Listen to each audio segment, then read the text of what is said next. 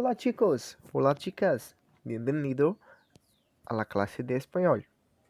Bom, nossa aula de hoje nós temos por objetivo estudar e analisar a questão das frases, orações e períodos, certo? E cada uma dentro da nossa comunicação, ela é bastante, digamos, visível. É através delas que a gente começa a nos comunicar com outras pessoas. Vejamos o resumo básico. O que seria frase? Bom, as frases, elas são diálogos completos, ok? Formados por palavras e que elas não necessitam propriamente dita de um verbo para provocar determinados sentidos. Então, as frases são os diálogos completos de las palabras que não necessitam de um verbo para provocar sentido. Exemplo, olá, que tal? Ou olá. Então, se você vê aí, só o sentido de saludar no espanhol, a gente tem um sentido de frase, ok? Vocês compreenderam a mensagem, vocês captaram essa mensagem.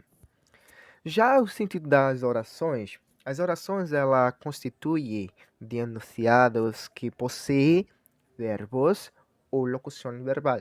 Então, em oposição a essas frases, quando na frase ela tem um verbo, a gente diz que ela vai se tornar agora uma oração, certo? Ela não deixa de ser frase, mas agora ela passa a ser oração. Então essas orações, elas sempre vêm trazendo aí um verbo como enunciado. Então é o meu verbo que vai praticar determinadas ações, certo? Professor, mas é só o verbo? Não, uma locução verbal também se enquadra aí nesse sistema. Exemplo, hoy estoy muy enfermo.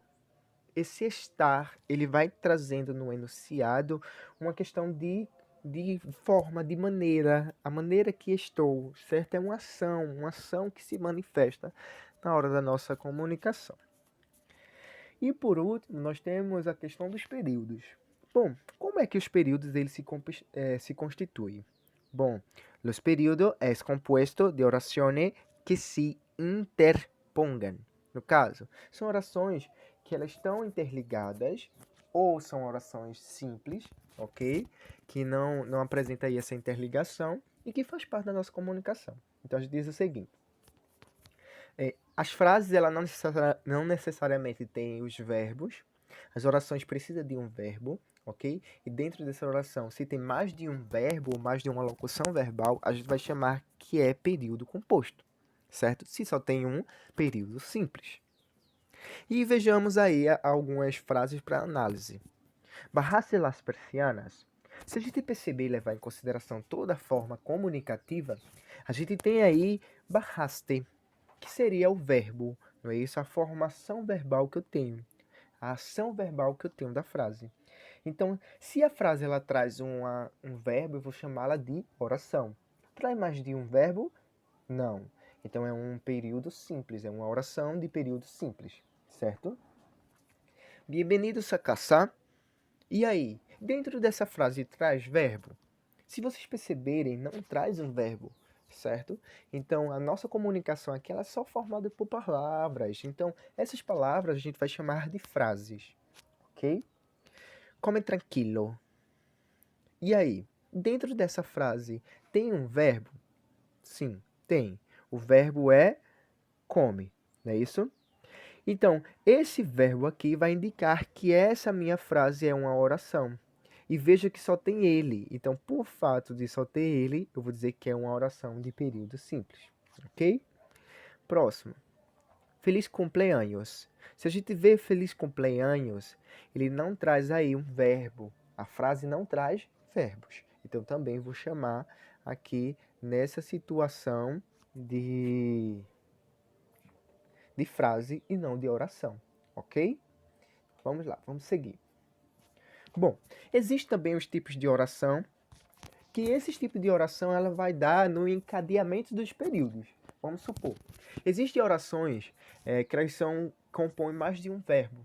Então, esses tipos de oração a gente também se classifica. Então, eu posso chamar de orações coordenadas, que são as orações que se ligam de maneira independente. Ou seja, são as orações, os verbos, que eles se ligam mas de uma forma independente. Então, se eu tirasse uma frase da outra, teria aí o mesmo sentido, teria um sentido, não deixaria de ter o sentido. Não é um sentido incompleto, entenderam? Então, se eu falar aí um exemplo de uma oração coordenada, vou para a casa da minha abuelo e depois vou a la escuela. Então são duas ações, não é isso? Ou vou para a casa de meu abuelo e vou estudar muito. Então estudar e ir para a casa da avó. Então são duas ações que estão aí e elas estão interligadas pela conjunção i. Né? Isso é aditiva. Então vou chamar isso de oração coordenada. Se eu tirasse que eu não ia estudar depois, vocês iam entender que eu ia para casa da minha avó de todo jeito, certo?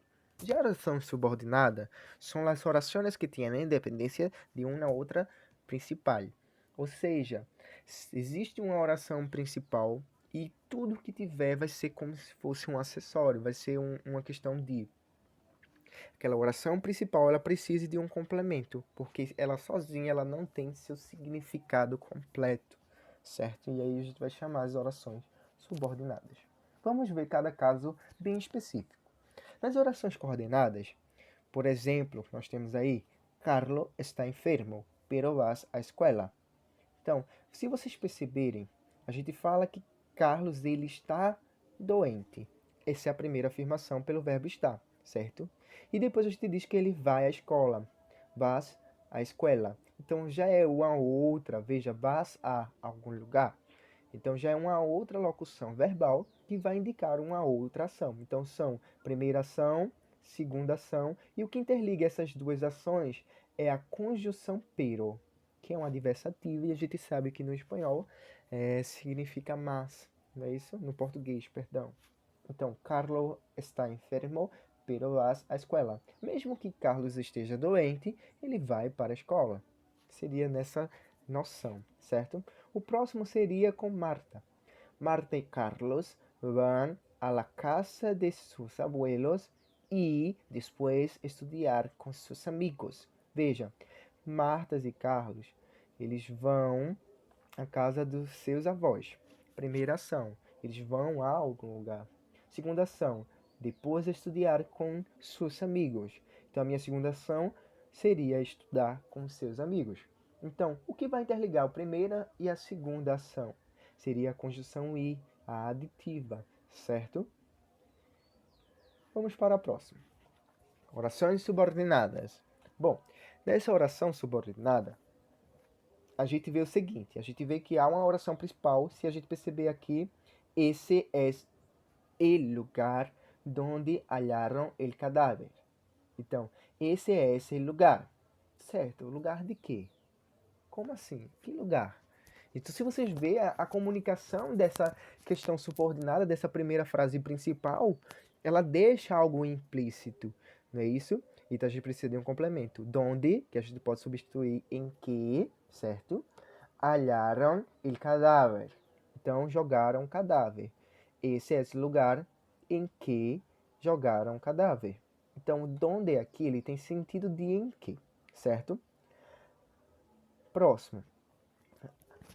Rememoró la mañana cuando sucedieron los hechos. Então, rememorou la mañana. O que foi que se relembrou, que terminou, que concluiu pela manhã?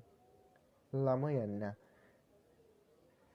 Que quando, que tem o sentido de em la que sucedieron los hechos. Então, só se largou quando aconteceram ou realizaram o que tinha para realizar.